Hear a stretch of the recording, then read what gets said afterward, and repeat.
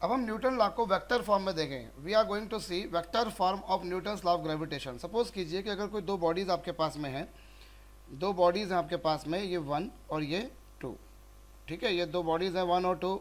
Suppose कीजिए कि इनके मासेस हैं m1 और m2 और इनके सेंटर्स के बीच की डिस्टेंस अभी थोड़ी देर पहले देखा हमने कि हम डिस्टेंस जो लेते हैं वो सेंटर्स के बीच की लेते हैं, ठीक है।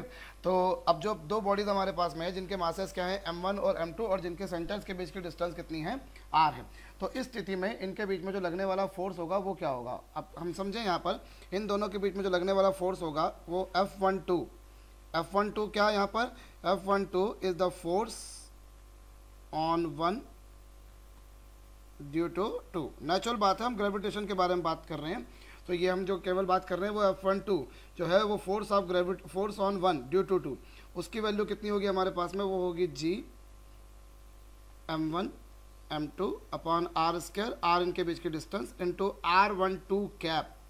यहाँ पर ध्यान दीजिए F12 क्या है, F12 is the force on 1 due to 2। यहाँ पर ये r12 क्या होगा, r12 जो है नेचुरल बात है कैप लगा रखी, इससे आप समझ रहे होंगे ये कौन सा है, ये क्या है, unit vector. It is unit vector from 1 to 2। r12 जो है यहाँ पर ये यूनिट वेक्टर है। यूनिट वेक्टर मतलब एक ऐसा वेक्टर जिसका मैग्नीट्यूड, जिसका मापांक 1 होता है, जिसकी लेंथ 1 होती है, ठीक है। तो F12 is the force on 1 due to 2, तो उसकी वैल्यू कितनी होगी, ये कुछ इसी तरह से। यदि मैं निकालूं F21, देखिए F21, तो F21 क्या होगा, फोर्स ऑन 2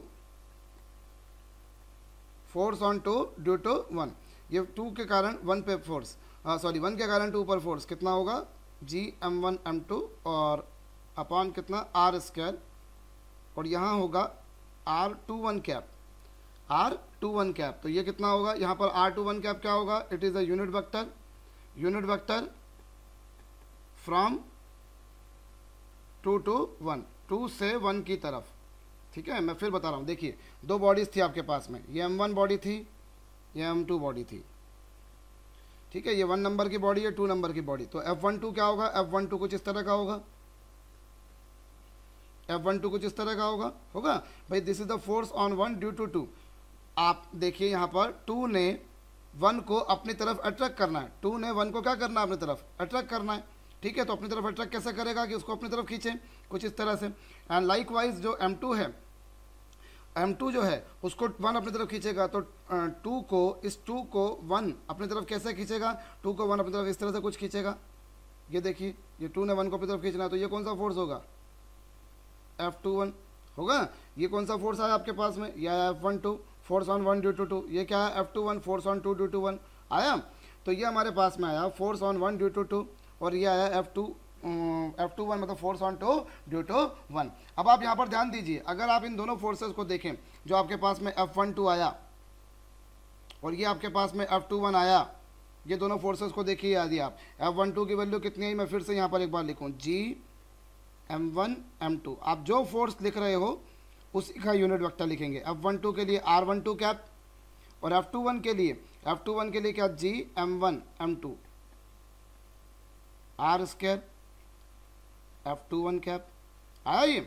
अब ये आपके पास में देखिए ये दोनों फोर्सेस की वैल्यू सेम आ रही है, आप यहाँ पर ध्यान दे सकते हैं, दोनों फोर्सेस की वैल्यू देखिए सेम है, दोनों फोर्सेस की बिल्कुल सेम है, केवल उनके डायरेक्शन जो है वो अलग अलग आ रहे हैं। और किस तरह से डायरेक्शन आ रहे हैं, आप ये समझ सकते हैं कि r12 की डायरेक्शन जहाँ 1 से 2 है, r12 की डायरेक्शन जहाँ 1 से 2 है, r12 की डायरेक्शन क्या है, फ्रॉम 1 to 2 आपने लिखा है यहाँ पर। देखिए r12 की डायरेक्शन जो होगी और r21 की जो डायरेक्शन होगी वो दोनों की डायरेक्शन अपोजिट होगी। एज सच दोनों यूनिट वेक्टर हैं, they both are unit vector. देखिए ये भी यूनिट वेक्टर है, r21 भी यूनिट वेक्टर है, r12 भी यूनिट वेक्टर है, दोनों यूनिट वेक्टर हैं, किंतु परंतु दोनों के डायरेक्शंस अपोजिट हैं। जहां r12 और r21 जो है दोनों के डायरेक्शंस अपोजिट हैं, since their directions are opposite, चूंकि इनकी डायरेक्शंस अपोजिट हैं और वैल्यू सेम है, तो हम कह सकते हैं कि r12 कैप इक्वल्स टू कितना, माइनस r21। और इसी बेसिस पर हम क्या बोल सकते हैं, देखिए r12 cap is negative of r21, उस बेसिस पर हम बोल सकते हैं कि ये जो होगा G m1 m2 अपॉन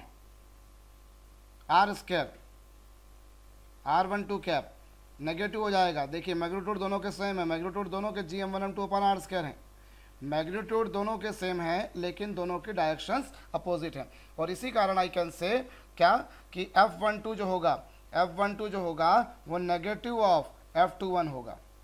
दोनों की फोर्सेस की वैल्यू सेम होंगी, दोनों फोर्सेस की वैल्यू सेम होंगी, केवल उनके डायरेक्शन अपोजिट होंगी।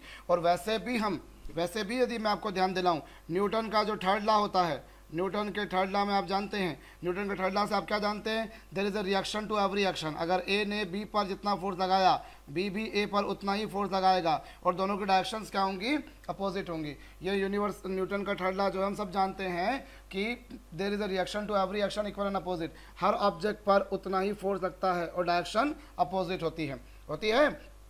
तो इस कारण से हम बोल सकते हैं कि F12 जो होगा वो नेगेटिव ऑफ F21 होगा, और दोनों के डायरेक्शंस वैल्यू सेम है, मैग्नीट्यूड वाइज दोनों सेम है, लेकिन दोनों के डायरेक्शंस अपोजिट हैं। अब कई बार हमें प्रॉब्लम इस तरह से आती है कि आपको जो दो बॉडीज दे रखी है उनके पोजीशन वेक्टर्स दे रखे हैं। जैसे देखिए मैंने यहाँ पर, देखिए ये हमारे पास में, हम देखें यहाँ पर कि अगर हमारे पास दो बॉडीज़ हैं, ये 1 नंबर की बॉडी, ये 2 नंबर की बॉडी, और ये 1 नंबर की जो बॉडी है वो कुछ ऐसी, 2 नंबर की बॉडीज कुछ ऐसी, और इनके पोजीशन वेक्टर्स क्या दे रखे हैं आपको, सपोज R1 वेक्टर और R2 वेक्टर। सपोज कीजिए कि अगर इनके पोजीशन वेक्टर्स आपको दे रखे क्या, R1 वेक्टर और R2 वेक्टर, ठीक है। तो उस सिचुएशन में F12 जो होगा वो क्या होगा, F12 का मतलब समझते हैं आप, force on 1 due to 2, force on 1 due to 2 अभी थोड़ी देर पहले आपने लिखा था, वो क्या होगा, G M1 M2 upon R square R12, ये कुछ होगा। अब यहाँ पर ध्यान दीजिए, यहाँ पर R किस तरह से निकलेगा, R निकलेगा, अगर R निकालें हम तो R जो है वो बेसिकली इन दोनों के बीच की डिस्टेंस है।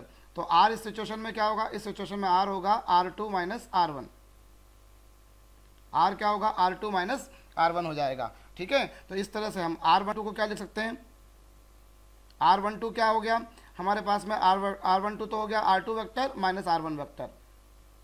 अब अगर मैं R12 कैप निकालूं, यदि मैं R12 कैप निकालूं तो किस तरह से निकलेगा वो, कोई भी वेक्टर को यदि आप उसके मॉडुलस से डिवाइड कर देंगे, when ever any vector is divided by it's modulus, किसी वेक्टर को यदि आप उसके मॉडुलस से डिवाइड कर देते हैं तो आपके पास में क्या आ जाता है, उसका यूनिट वेक्टर आ जाता है। तो इस बेसिस पर आपके पास में क्या आएगा, R12 कैप की वैल्यू निकालें यदि आप, तो R12 कैप की वैल्यू कितनी आएगी, R2 vector minus R1 vector upon modulus of R2 minus R1 आएगा।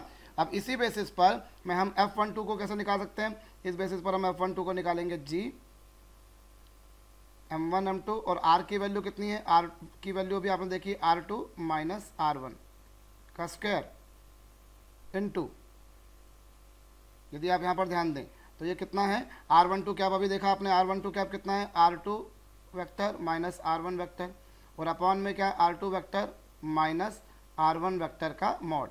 तो इसको आप यदि आप सॉल्व कर लेंगे तो F12 जो आएगा वो कितना आएगा, G M1 M2 upon R2 minus R1 upon R2 minus R1 का क्यूब। अपॉन में क्यूब हो जाएगा ना, क्योंकि देखिए यहाँ पर एक स्क्वायर भी था और एक सिंगल पावर भी थी, तो कुल मिलाकर क्यूब हो जाएगा। मैं आपको फिर एक बार समझा देता हूँ, मेरी बात सुनिए। अगर आपको कोई दो बॉडीज दे रखी हैं, जैसे यहाँ पर हमको एक बॉडी दे रखी है मास M1 की, और यहाँ पर दूसरी बॉडी दे रखी है मास M2 की, और इनके आपको पोजीशन वेक्टर्स दे रखे हैं R1 वेक्टर और R2 वेक्टर। इनके पोजीशन वेक्टर्स क्या दे रखे हैं आपको, R1 वेक्टर और R2 वेक्टर। मुझे इन दोनों के बीच में फोर्स निकालना है, तो इन दोनों के बीच में फोर्स क्या होगा, हम अभी थोड़ी देर पहले हमने देखा था, force on 1 due to 2। Force on 1 due to 2 जो होता है उसे हम लिखा करते हैं F12 से। F12 से लिखेंगे वो होगा G M1 M2 upon R square into R12 cap. आप जो फोर्स निकालते हो, आप F12 निकाल रहे हो तो R12 कैप लिखोगे। अगर आप कौन सा फोर्स निकालते हो, देखो अभी आपने देखा था, F12 लिखते हो तो R12 कैप लिखते हो, और जब F21 लिखते हो तो R21 कैप लिखते हो। तो अभी F12 लिखा तो वो क्या लिखेंगे, R12 कैप अपॉन R। अब R क्या होगा, R हो गई इन दोनों के बीच की डिस्टेंस, R हो गई इन दोनों बॉडीज के बीच की डिस्टेंस। इन दोनों के बॉडी के बीच की डिस्टेंस कितनी होगी, R2 माइनस R1 का मॉडुलस, मॉडुलस मतलब लेंथ, ठीक है। और R12 की वैल्यू इतनी आ रही है हमारे पास में, तो किसी वेक्टर का पोजीशन वेक्टर कैसे निकलेगा, कोई भी वेक्टर का पोजीशन वेक्टर कैसे निकलता है आपको पता है, किसी भी वेक्टर का पोजीशन वेक्टर होता है वो वेक्टर अपॉन उसका मॉडुलस। किसी वेक्टर का जो यूनिट वेक्टर होता है वो क्या होता है, उस वेक्टर को उसके मॉडुलस से डिवाइड कर दीजिए। तो आपको R12 कैप निकालना, तो आप उस वेक्टर को उसके मॉडुलस से डिवाइड कीजिए, और उसके मॉडुलस से डिवाइड करेंगे तो ये कुछ आएगा आपके पास में। अब इसी की वैल्यू हमने यहाँ सब्स्टिट्यूट करनी है। हम जब यहाँ पर सब्स्टिट्यूट कर देंगे तो ये तो G M1 M2 upon R square जो था वो तो एज इट इज रहा। R की वैल्यू कितनी हो गई, R2 माइनस R1 का स्क्वायर, और अपॉन में और ये R12 कैप की वैल्यू आप यहाँ से रखेंगे। जब आप यहाँ से रखेंगे R12 की वैल्यू, तो उस बेसिस पर आपके पास में जो फोर्स आएगा वो कुछ ही आएगा। तो ये आ गया फोर्स ऑन 1 ड्यू टू 2, ये आ गया फोर्स ऑन 1 ड्यू टू 2। इसी तरीके से यदि आप F21 लिखेंगे तो F21 क्या होगा, फोर्स ऑन 2 ड्यू टू 1। तो हम वो डायरेक्ट लिख सकते हैं, वो कितना आएगा, GM1M2 upon R1 minus R2 का क्यूब। वहाँ R2 माइनस R1 का क्यूब था, यहाँ पर R1 माइनस R2 का क्यूब होगा। और इनटू में कितना, इनटू में साथ में आएगा, वहाँ पर R2 माइनस R1 था तो यहाँ पे क्या आ जाएगा, R1 माइनस R2।